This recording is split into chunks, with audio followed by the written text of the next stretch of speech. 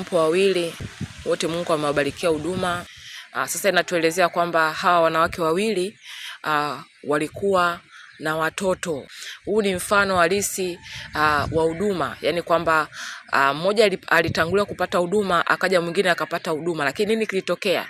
Ilipofika usiku, wanaitwa wakuu wa giza. Kwa unakuta maovu mengi yanatendeka nyakati za usiku, kipindi watu tumelala. Mmoja akamlalia. Sasa mpaka huyo mmoja anamlalia, ni kitendo cha kwamba mmoja akaiharibu ile huduma. Yaani shetani anamtafuta kati ya nyewe wawili.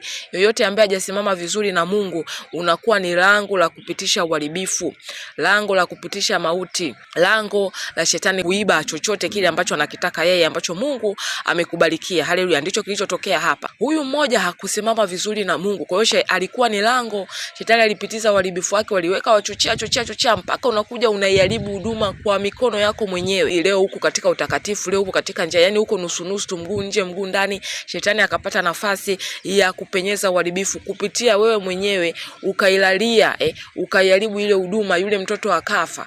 Baada ya kufa, yani ndio tunasema kwamba unaua ndege wawili kwa jiwe moja. Shetani anajua muda wake umekwisha. Kwa hiyo anahitaji wengi waende kuzimu, wengi wakachomeke nao katika ile ziwa la moto.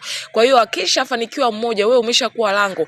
Wewe sasa anapitisha vitu vya uharibifu katika moyo wako ili uende ukaharibu yule wa pembeni yako, kwa sababu hata tumia mtu ambaye mtu yule wa karibu unaongozana naye kila siku, ndio huyo atakayemtumia. Yaani anaichukua ile mauti, anaipeleka kwa ule mwenzake wa karibu. Unaweza kuwa umelala wakafanya vivyo wanavyofanya, lakini mwisho wa siku Roho Mtakatifu anakuja kukutazamisha. Ndivyo ilivyotokea huyu. Alifanikiwa kubadilisha, lakini tunaambiwa kwamba nuru, yani asubuhi ilipopambazuka, kulipokuwa na nuru. Hii nuru ni mfano wa Kristo kuangaza.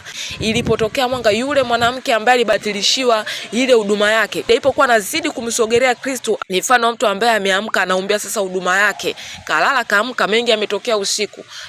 Anatizamishwa sasa katika kuomba, Mungu anamfunulia kwamba hii sio huduma niliyokupa.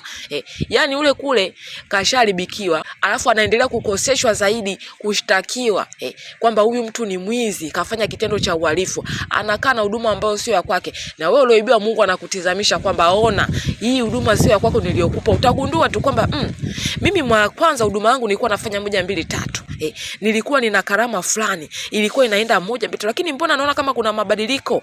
Unapozidi kuomba, Mungu anakufichulia, anakuja na kuonyesha kwamba hiyo sio kitu nilichokupa, hapo umebadilishiwa. Wengi wana huduma ambazo sio za kwao. Unaona chochote kinachoendelea katika huduma uliopewa, katika karama uliopewa haiko vizuri, basi ni wakati wa kumsihi Bwana akutizamishe. Omba maombi ya kufichuliwa kuhusu huduma yako, ni nini kinaendelea. Omba kurejeshewa hiyo huduma. Shalom, shalom.